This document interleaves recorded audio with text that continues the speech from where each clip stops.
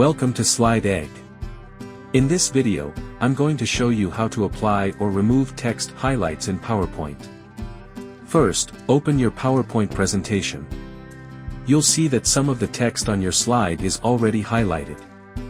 Now, if you want to remove the highlight, it's really simple. Just select the highlighted text, and you'll see an option in the toolbar called Text Highlight Color.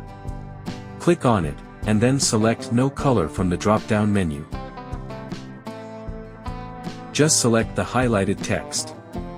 Then, head over to the Home tab and click on the Text Highlight Color button. At the bottom of the options, you'll see No Color. Just click on it, and the highlight will disappear.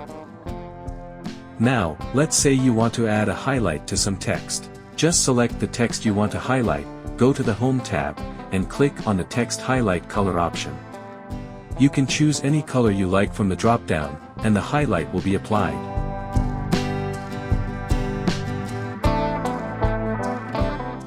If you ever decide you don't want the highlight anymore, simply select the text again, go back to the Text Highlight Color option, and choose No Color. It's as easy as that. And that's how you can apply or remove text highlights in PowerPoint.